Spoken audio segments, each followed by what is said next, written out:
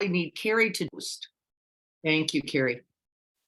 Right, we get, but we're understanding what this is, right? This is our own vulnerability, our own wishing, wanting, hoping that another could be there to hold us. And we tend to do that more. I want you to hold me when I'm not holding me. It doesn't mean you don't deserve it, though. It doesn't mean you're not worthy of it. Of course you are. And it also means I'm telling someone else because I want supports for holding it. Make sure you tell someone who's resourced also, right? And you might have to check into that first because often, particularly with family members, I notice they may not be okay themselves. They may not be. And so let's just investigate this in the practice a little bit. We're going to begin, as always, with the little calm abiding practice. I'm going to ring the bell just so we can stabilize the mind in our practice this morning. Getting the feet anchored, the seat in contact.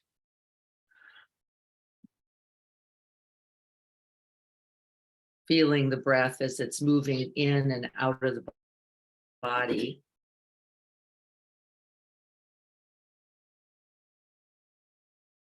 And then on your own, just drawing in some big in-breaths, breathe it, hold it for a second, and release the out-breath now with a little extra out.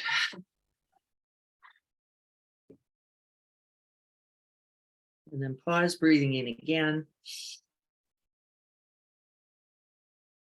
Big out.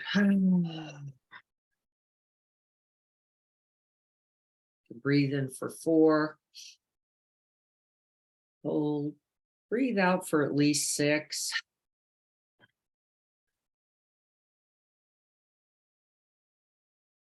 Settling at the bottom.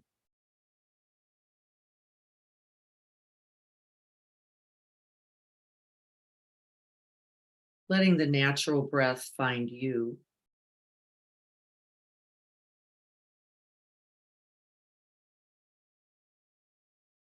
Feeling where you're beginning to notice the evidence of the breath in its direct, most immediate felt sense.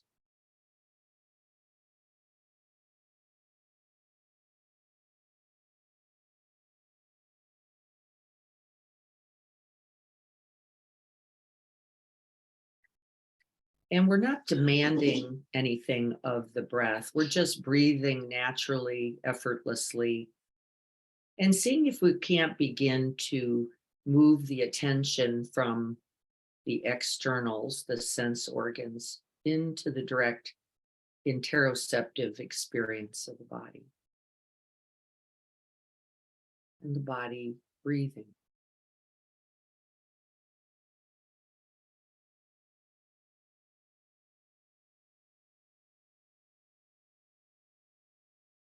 Sit back a little, settle in, soften.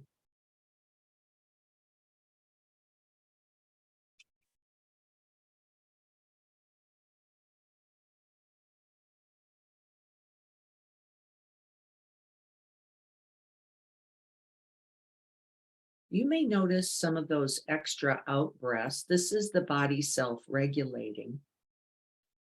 We had a little bit of a stimulating conversation there.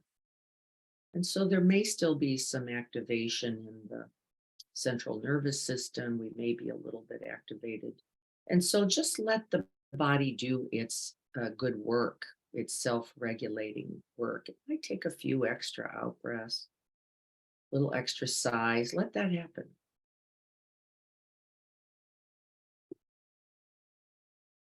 It would be much better to allow the body in its release than to resist or to fight against or to feel like I've got to be quiet or I've got to be still. Don't impose that. That happens naturally out of a tending mind.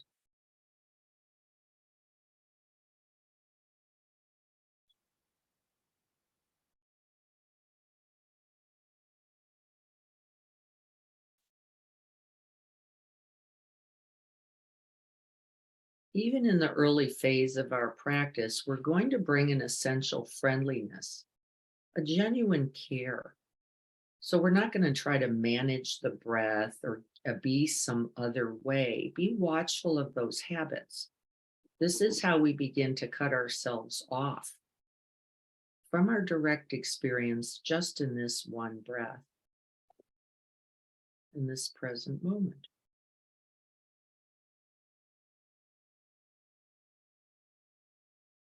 Soften the whole body around the breath.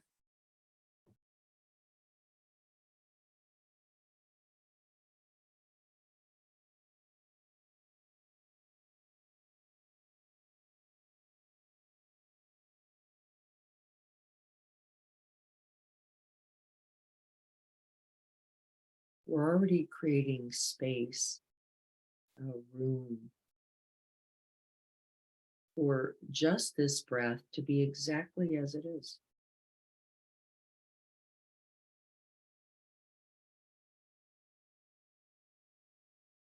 Which is creating a bigger space and room for you, this heart, mind, body being, to be exactly as you are. We just begin right here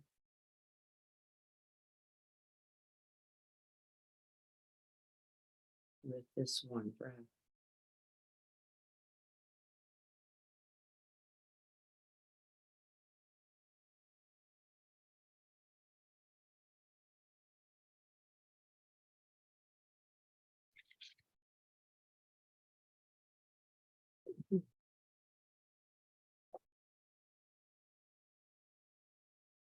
Breaths may be long or short, smooth or jagged, regular, irregular. We're just resting the mind in awareness.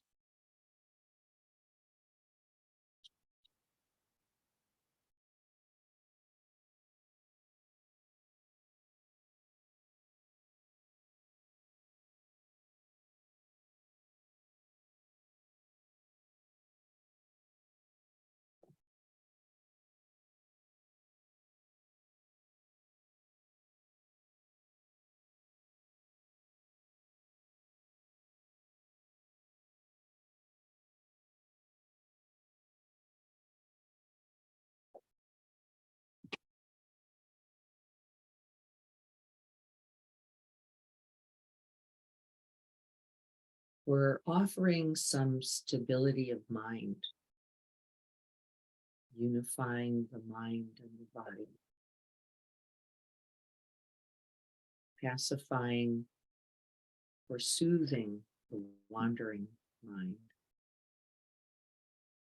And this is an essential path.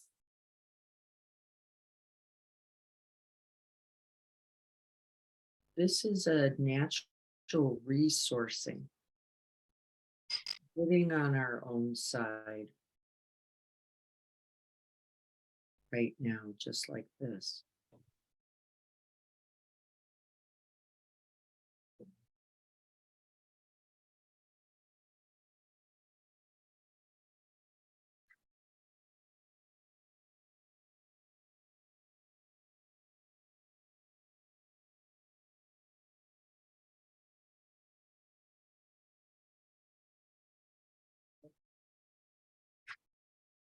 And in our 20 breath practice, which some people are doing in segments throughout the day, you will begin to notice that sense of cohesiveness, wholeness, a gathering together of the self. This is a resourcing capability.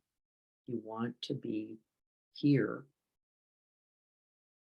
with, for yourself.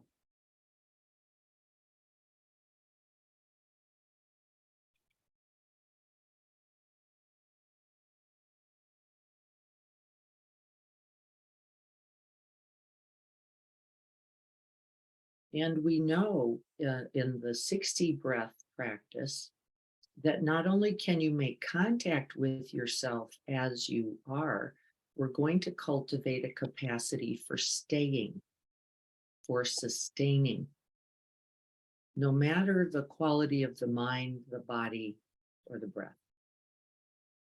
So this is the beginning of unconditional friendliness. In this next 20 breaths, we're going to stay no matter what.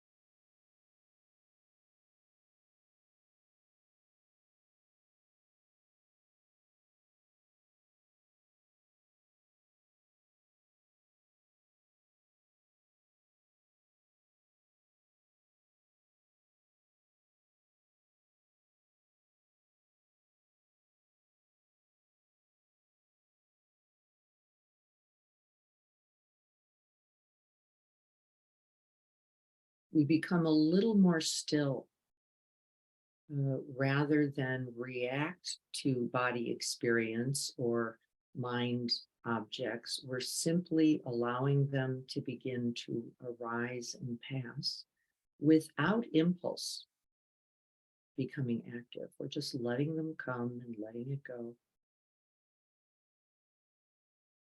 Not only the experience of the breath, but the liking and the not liking, the wanting something, the not wanting.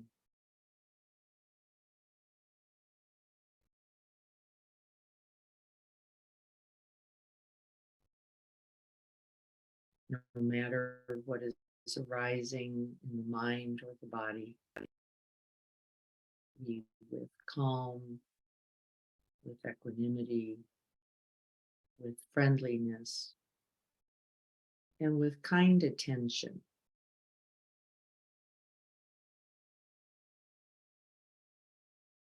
Allow the experience to simply arise and pass.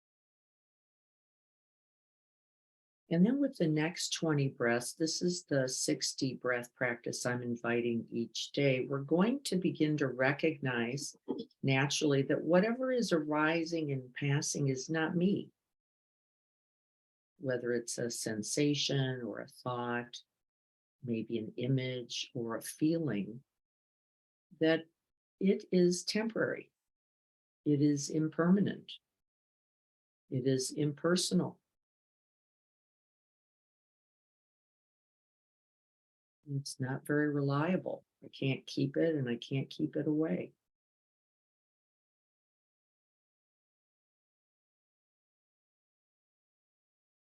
And so we begin to make the shift in this end of the 60 breaths towards resting in awareness.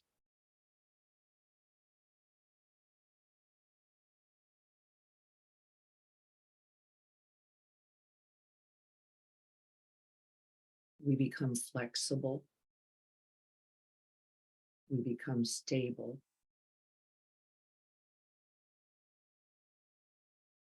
and we disidentify with whatever the experiences are, whether they're in the body, whether they're thoughts.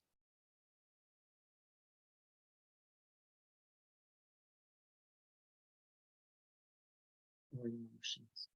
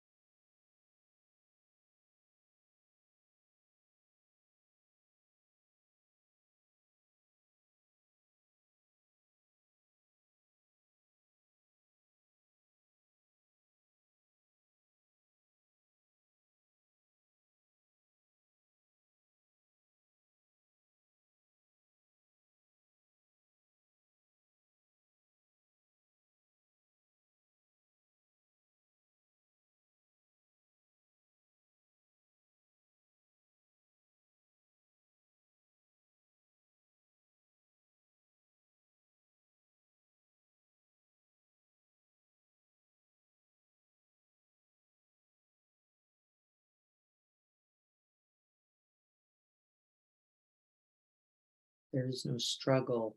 There is no resistance to the arising objects.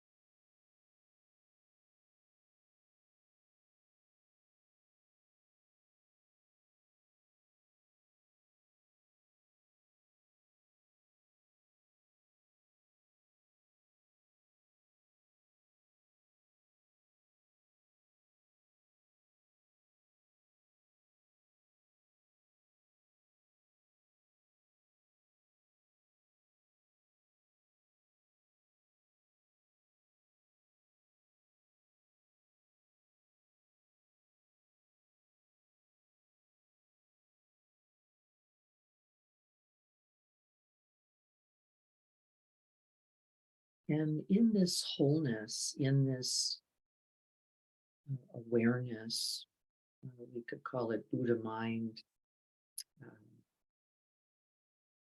stable mind, wise mind, awareness itself, we can begin to turn towards that which is more challenging or difficult. And so, if we could pick something, Tanya's already named an experience for herself. Can you find one? Just a moment, something more recent, so that the whole experience is available to you. And just call that moment to mind. We're going to keep it in a workable range, nothing traumatic, nothing of a high intensity, maybe a miscommunication or misunderstanding. But call it to mind and take a moment to develop it with as much detail. Where were you? Who were you with? What was the content?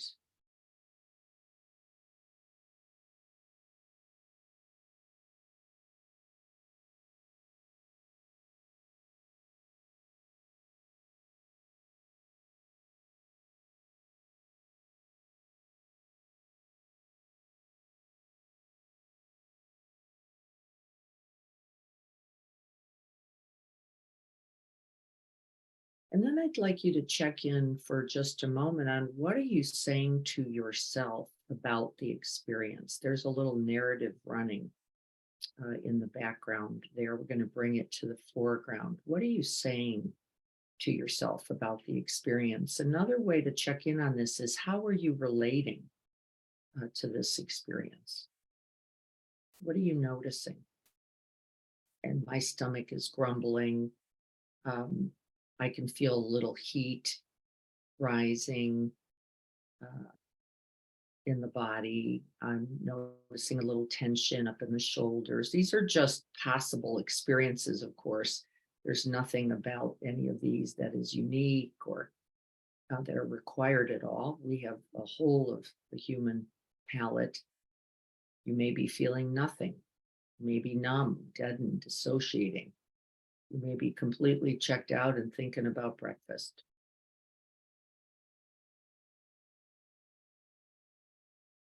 How are you relating to this experience as you're recollecting it now?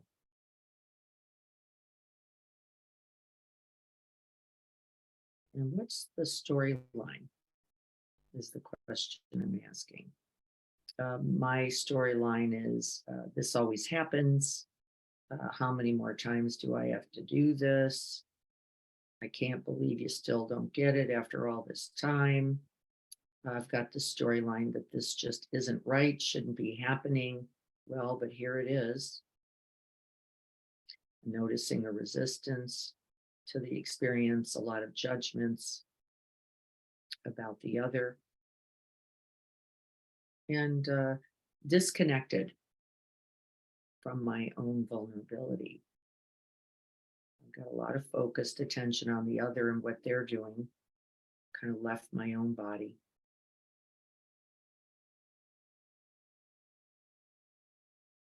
It's just, again, possibles. And then I'd like you to see if you can get under that storyline, under those thoughts a little bit. Let's see if we can't climb under the words and climb down into the body. We're going to hold the image. We're going to hold the storyline up there. We're going to drop beneath it down into the body. See what's going on here. What does the body have to tell you? And just breathe into the body, letting the body be as it is. We're not trying to get rid of anything or make anything else happen.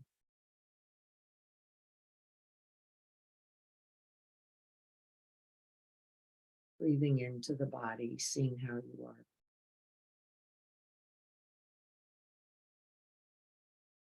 I got a little extra grip on my bell.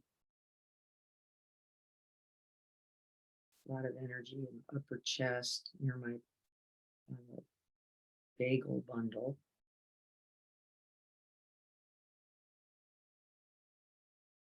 Feel a little cold. I'm not judging the experience. I'm bringing curiosity, interest. I'm not trying to fix anything at all. I'm just taking the temperature of my experience as known by this body.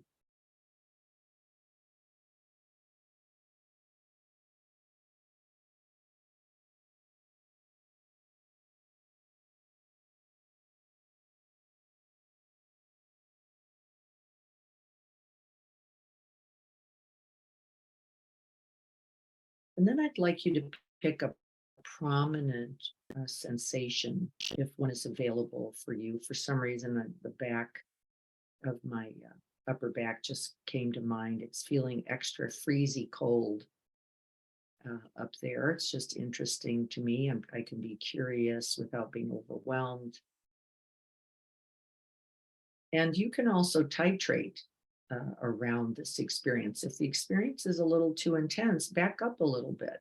If it's too tense right in a particular area, see if you can't create a little space for that experience and put yourself a little distance from it where you can feel safe and still attend.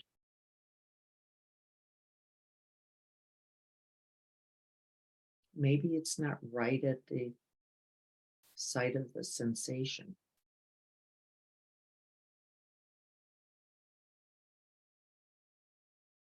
But see if you can't stay in some kind of contact.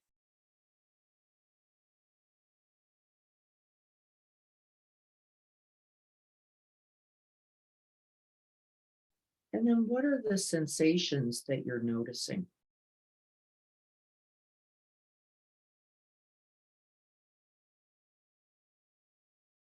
You might gently note those.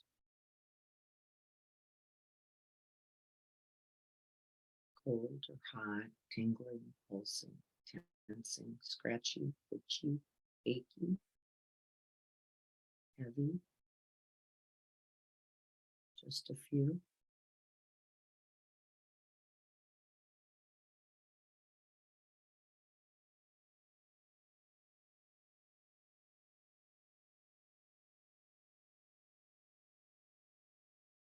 If you need to move back up into the mind side to revive the experience, feel free to do so, and then come back into this area of the body.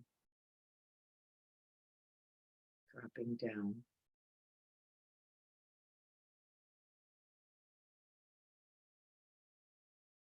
And as you're feeling these sensations, how are you relating to them? Are you bringing curiosity, interest, care, kind attention?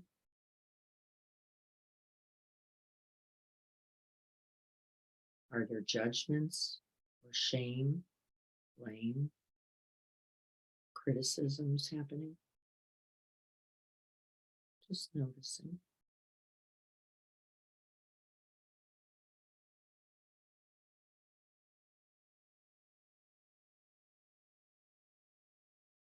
Is there an impulse for getting away from this body experience or for fixing it in some way rather than allowing it?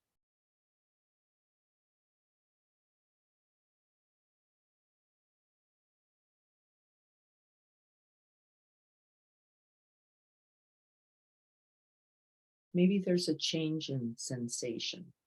Maybe there's another part of the body that has now become active.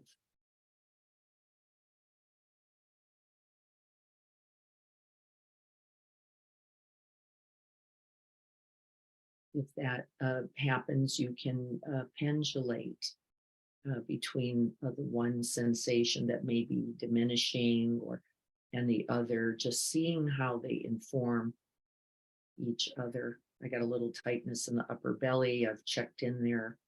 I'm not letting go of the shoulder. I'm just doing a little oscillating.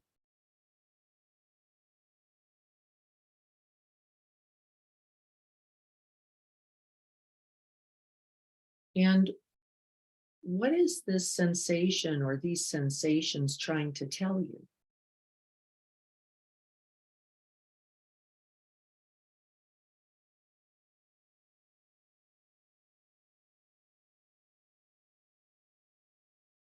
Is this body and these sensations, what do they want you to know?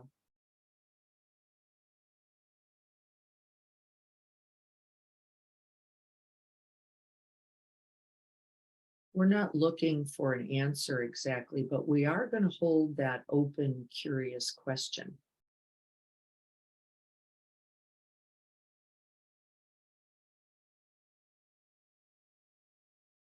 And then being willing to stay.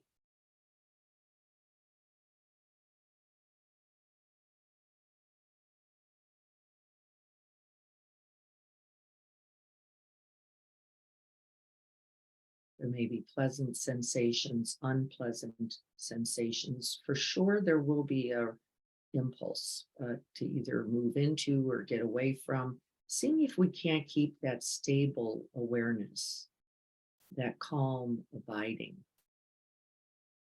And if it's possible, and it may not be, check in on yourself. Is there a way to move just a little closer?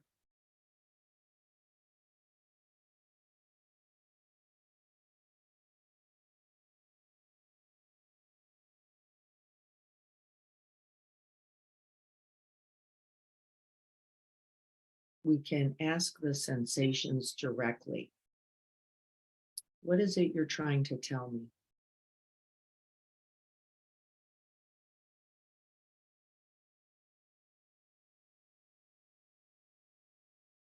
And then we're simply going to create space and room for the answers.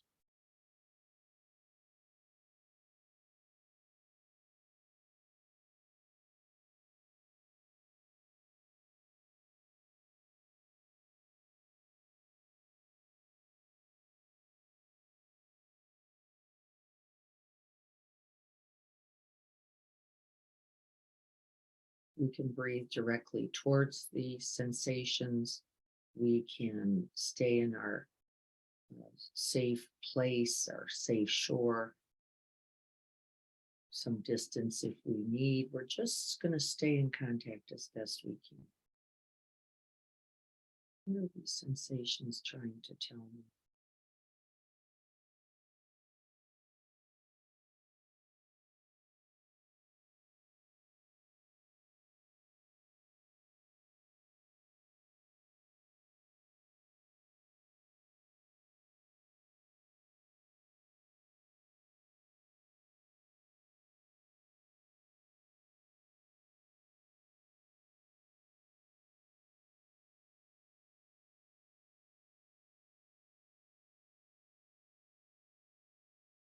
And then, if it feels right for you, you can take a hand or both hands and place them somewhere on the body that feels available, acknowledges that you're present and aware and wanting to respond to whatever the body is telling you. I'm just going to place both my hands near the heart space.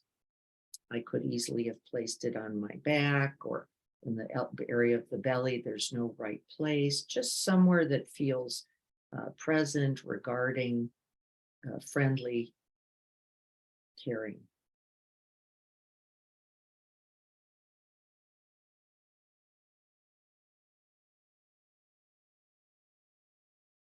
And from that inquiry, then we're going to be making an offer, responding to the information that the body has offered us. We can let go of whatever the storyline is. We're going to stay now in contact with our own distress, our own activation. And we can make those gentle offers to nurture the body, to nurture ourselves in this vulnerable human experience. And we've talked about all the ways we can do that, but I'll review them here. We can simply offer loving kindness, compassion, ease. We could offer one of the traditional phrases, may I be free from this suffering.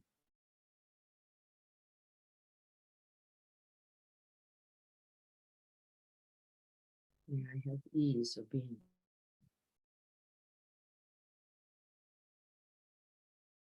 May I remember that I am worthy of this care and attention.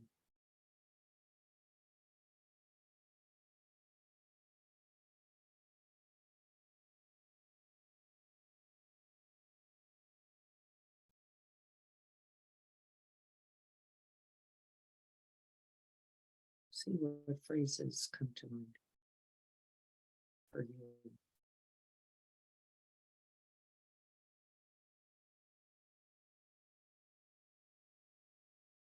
May I acknowledge the truth of this distress and that it is a part of the human experience.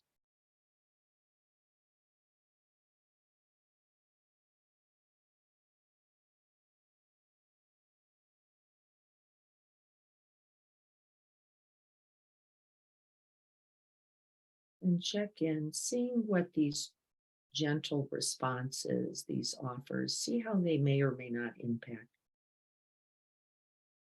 the body and the body experience.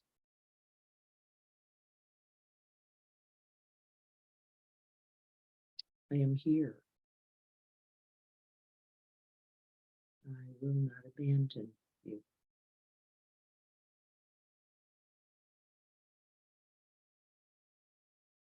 You can offer, besides language, you can offer imagery, maybe a warm, a glowing light or a gentle embrace around these particular sensations, maybe a protection.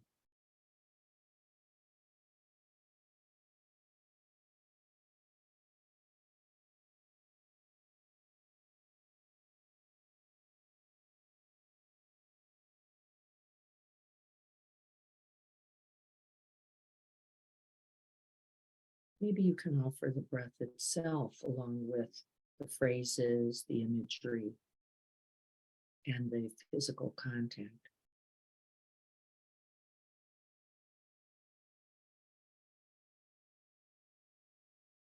May I be happy.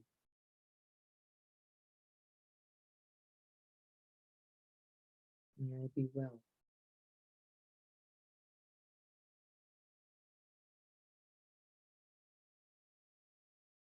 May I be free of this affliction.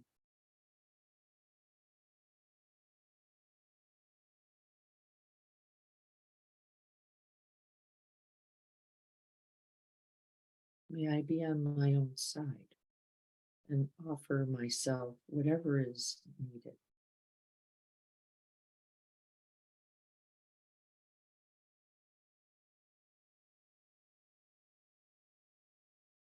May I remember that I am worthy and deserving of this love and attention.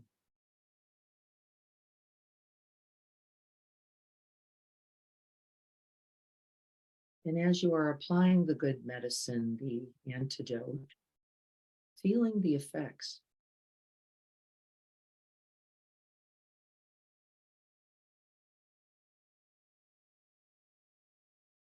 My hands have warmed.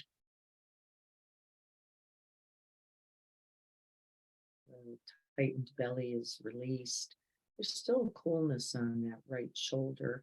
I'm not going to interpret that, make up story about that. I'm just noticing.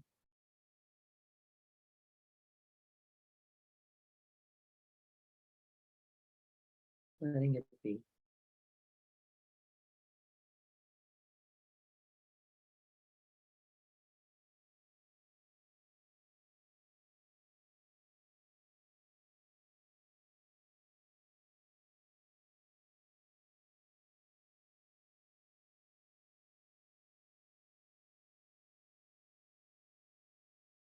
May I offer this myself and to others just like me who feel this too.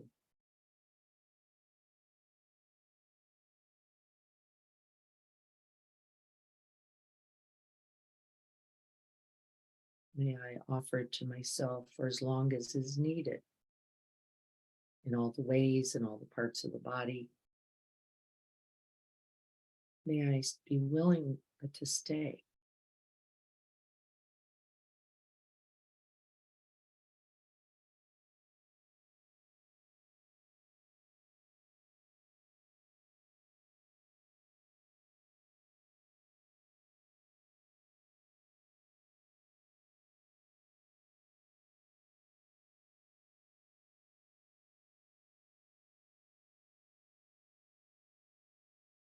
And then you may leave the hands there or relax them, whatever is feeling most caring. And we're just going to come back to the breath being breathed by the whole body.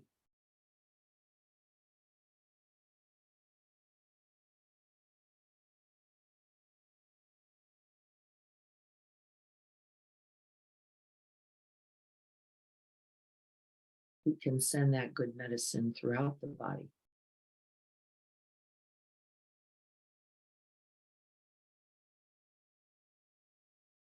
Breathing it in and out, all the way from the toes up and through the whole of the body.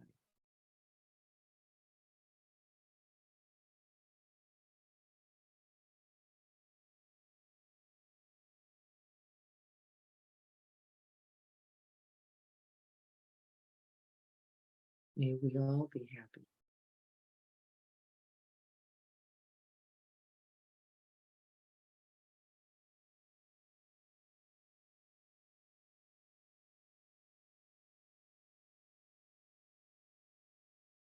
May we all be free from pain and suffering.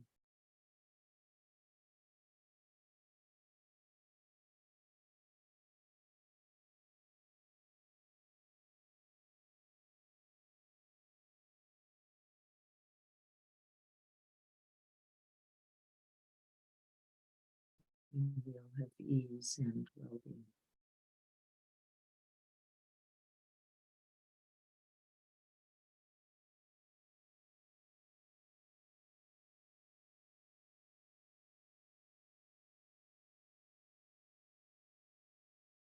May we rest and dwell in equanimity,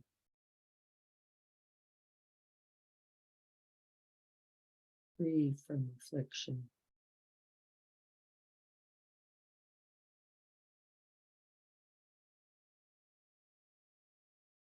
deserving care and attention.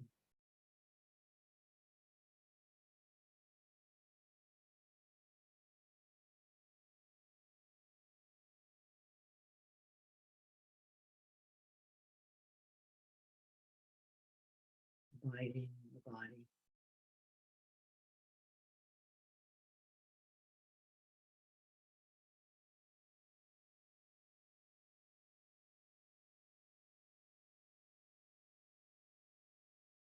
And all will be well.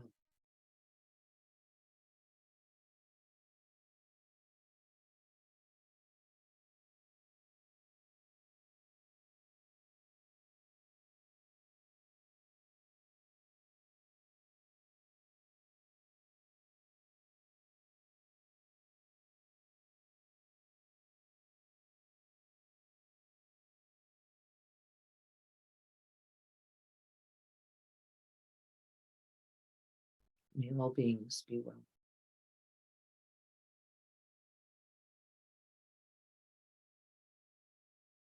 And may this practice contribute.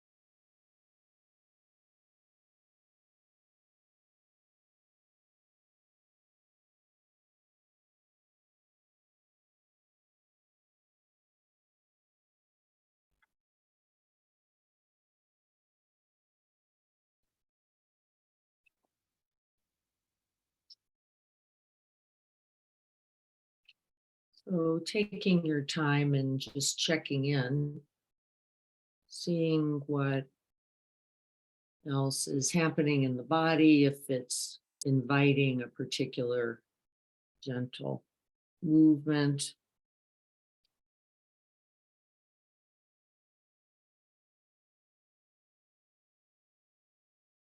Seeing if we can't stay in the body. See if you can't keep a part of the attention anchored there without abandoning yourself. And as we reside in the body, then you'll get the sense that it is always going to tell you what is needed. And we get the privilege, don't we, of listening deeply and then responding. And when we don't, we will usually be in some form of distress. Some form of distress will be its result. It doesn't mean when we come into the body, it's not in distress also. But that's now the possibility, isn't it? That's our mindfulness practice, saying, once I know how I am, I can choose to respond. I can choose to respond. And so I'm checking in here on the chat as you're just feeling into how you are right now. Robin asks, where does compassion come from in the brain? It's the neocortex. It is the awareness capacity first. And then, yes, the heart does come in. It activates, the brain activates open, available heart that can then feel with, and then offer a response. Awareness itself is simply witness. That's why we talk about these two elements of mindfulness, which is really mindfulness and compassion as the whole, the totality of our mindfulness. Is the neocortex, because I know there's 3 cortexes in the brain, is it the middle cortex? It's the whole cortex. No, okay, it's not just the peripheral. Yeah, it's not the cingulate alone. It's the whole tree. Okay, very interesting. We need it all because there is the stabilizing attentional aspect, there is the responding recognizing aspect, as well as the inviting a response rather than impulse. And that's all coming from the neocortex. And that response then has to include a feeling, felt sense, both in the body and in the heart. Thank you. We're available in all these ways. So what did you notice?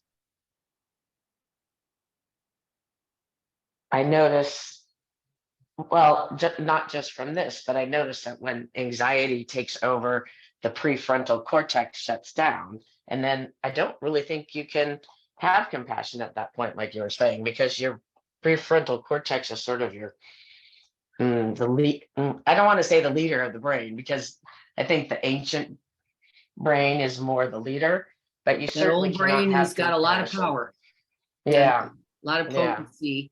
It is, we call it higher brain or higher Okay. functioning brain. But Right. once it is true, we have to light that up.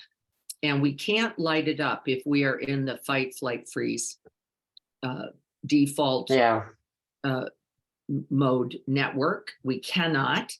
We have lots of studies on this now. We just did a recent study. It was just in the journal of children who, we've done it with college students. You guys know that study, right? The college student has to get to the test. They have to step over the bleeding, screaming person. Well, everybody steps over the person and keeps walking when they're going to be late for their test. And when we've given them time and space, everyone stops, regardless of gender, race, the level of the injury, right? We tested all those, like, you're really in trouble. It didn't even matter that if you knew how or didn't know how to help the person, you did it. But when we rushed them, 5 minutes, you have to get to your class, everyone stepped over the person as if they were not there.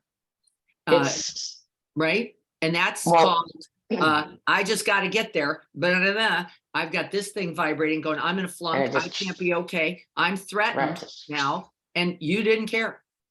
So something that happened to me recently was really, I'll make it short, but it was exactly that. So I was walking from my office, which is just across the street from the ambulance entrance of Scripps, and there was I come around to go to Jorge's for lunch, whatever. I had an hour, so it was quite doable. I come around the corner, there's a drunk lying in the planter. And I immediately walk towards him and, say, the Molly, wake up. Are you okay? No response. As I got closer to him, I knew he was dead. And although this has triggered my PTSD of it, but so I'm going to go slow and take some breaths as I go. I called 911 and she said, can you go over there and shake him? And I'm like, no, I cannot do that. And I don't have to do it. I know he's dead. And she said, well, we're going to have to somehow, we'll send the ambulance in there for him. And I said, well, I'm standing across from Scripps. And so there'll be a nurse that came by. And sure enough, a nurse came by, right? But so did a bunch of people just walked straight by him.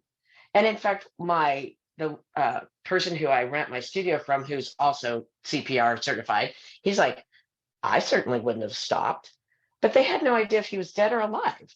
And then I had the most amazing experience with this nurse, because then I got to practice kind of human CPR, which was amazing. But it was amazing to me that most people that zooped on by, they were either the students that had to get their lunch and back. So it's really interesting that you said that, because I experienced it, and just half the people even make conscious thought, like, why did you stop? Right. And I was like, it's my job as a human being to be compassionate. Right. And I was just blown away that question even came up. But right, like that rushing thing really explains it. Really explains it. It activates our stress response. When we're late, when we have a time frame, when we have time pressure, when we have tasking pressure, I've got to get this done now because otherwise I can't be okay. Compassion will not be accessible. Well, think about the number of people all day who are tasking. All day, every day. All day, every day, most of us.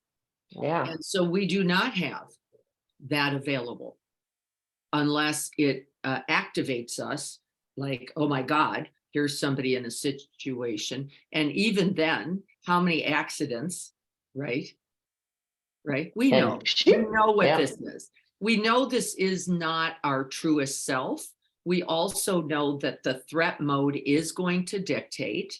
that you recognize you're in threat mode could be the number one best thing you could do, is just recognize I'm scared here. I don't know what to do. I don't know if I have what it takes to respond to this, right? Even just acknowledging how I am will offer ourselves some kind of wholeness to then say, well, I don't feel comfortable going over there. I could dial 911, right? But think I about did, all that's that what I that did. takes. We have to be with ourselves first to see what's really happening there. Nobody wants to be in distress, Well, and I right? ended up, Nobody does.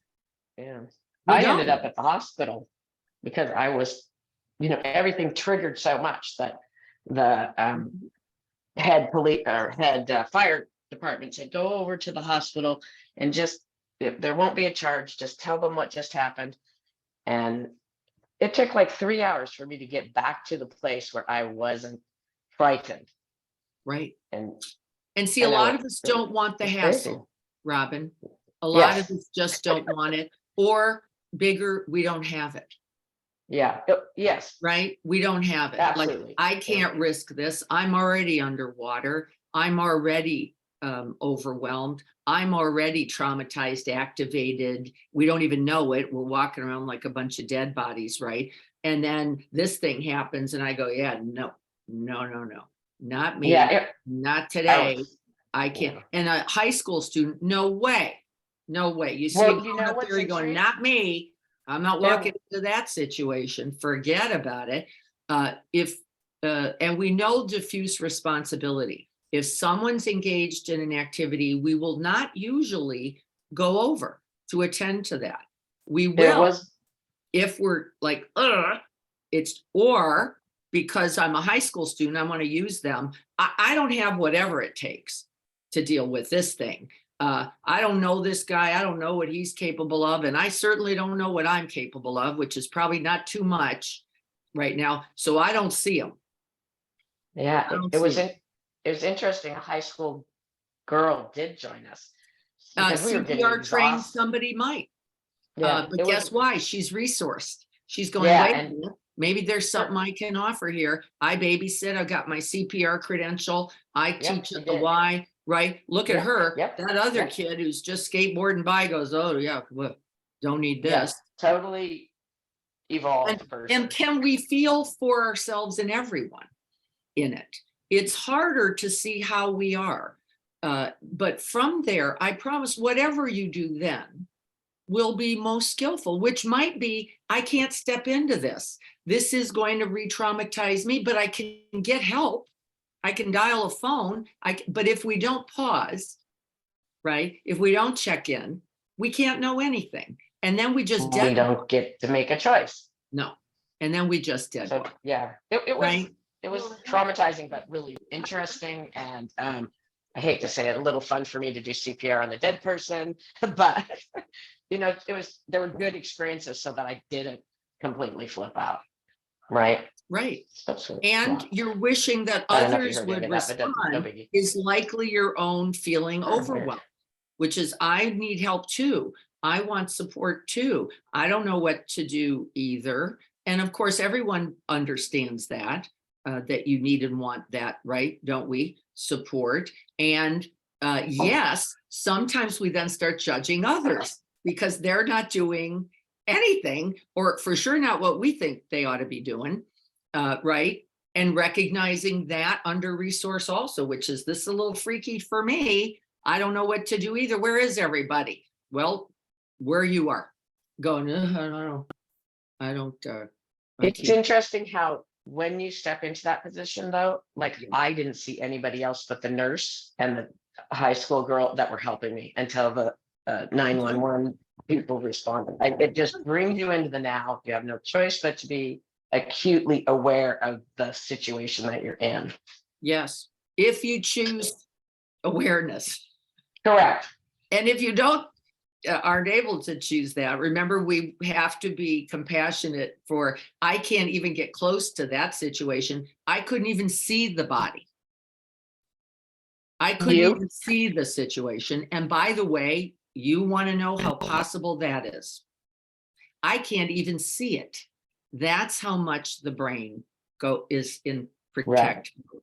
I don't see anything. I just see a bunch of people. I don't know what's going on. And the last thing I'm doing is checking it out. I'm running the other way. I want us to be regarding of all of our experience, because if we can't own all of it, we cannot lovingly respond, which means the part Right. of me that's scared too, the part of me that doesn't want the hassle, the part of me that's already overwhelmed, the part of me that's already in trauma myself, the part of me that's pretty sure I'm going to F it up, right? And don't want to get sued or take responsibility for something. We've all been in all aspects of this in our way, large or small. Can we feel for ourselves? And that's our practice. By the way, dropping beneath the storyline, getting into the body, seeing how you really are, and responding. And that just might be, I'm going to have to stay over here. I'm across the street. That's where I'm staying. And what can I do from there? Well, maybe I can't intervene in the medical part. Maybe I can send blessings, both to those who are intervening and to the one who is in need. And do I know that that counts too? I do. And do I think it's easy? I don't. But I just want us to know, rather than just react, if we could pause for at least those 3 to 5, get back into the body, get your hands on the body if you need to, just to see how you are, and then attend first there. That's the work. Attend first. Then whatever you're capable of, I trust that. Whatever you've got, I trust whatever that will be. My signal, literally, when I step after this, the medical personnel, the 911 callers responded. The thing that kind of set me to the hospital was that my hands were so shaky that they couldn't do anything else. Like they were completely under my command. And then when it was all over, I couldn't stop them from shaking. And that's what, that was that body signal. Then I had to step back and go, am I okay? And I looked at the 911 guy, the fire chief, and said, no, I'm not okay. Yeah. And then we took positive action, just like exactly like you say. Great. And good practice. For you and good for Uh-huh. them to both respond in a caring way and help you get back to being okay too. And I would say the handshaking would be the least of it, because the reality of death and dying right there in front of us is a fairly overwhelming reality. Yeah. We see animals, right, Uh-huh. that have died, and we, people can be distressed and reactive for days over things like this, and we just want to be regarding of it. What's needed now? Well, I maybe just going to shake, recognizing that shaking is a part of the reality. I'm going to get help for that if I need. I'm going to take time off. I'm going to resource myself in whatever way. But we can't do it if we're not mindful, and we can't do it if we're not compassionate. Can we? And if we're missing one of them, we're not going to be capable. It requires both. So we're going to practice that this week, catching ourselves in that moment of reactivity rather than I should, it oughta, why not, how come, what's going on, blah, blah, blah. Forget it. Drop beneath the words, get into the body and be present, and then respond. What's needed? And I promise, whatever it is called, I'm just going to breathe here, that will be perfectly correct. And offer yourself that in the largest way you can, knowing that it's exactly the right thing. Let's practice this together this week so we don't forget. This is the path. This is the practice. This is the way. Okay, everyone. It's wonderful to see you all. Dennis, it sounds like Dennis is going out to Anza Borrego. Good for you. How exciting is that? The blooms, I've heard, are already happening. Enjoy that. Whatever you're doing today. Find the beauty in the day. Know that it's you. Know that it's you. And then everything else will be beautiful too. All right, everyone. Blessings to you all. May we all be happy and well. Good to see you all. We will be in the garden this Saturday. Greg will be here Thursday at 7. I look forward to seeing you any of the times that can work for you, and we will be on Zoom as well. So I look forward to that. I know Greg led on Saturday, and I'm sure that was wonderful. Yeah, and lovely. All right, everyone, be well. I'll see you Saturday, hopefully.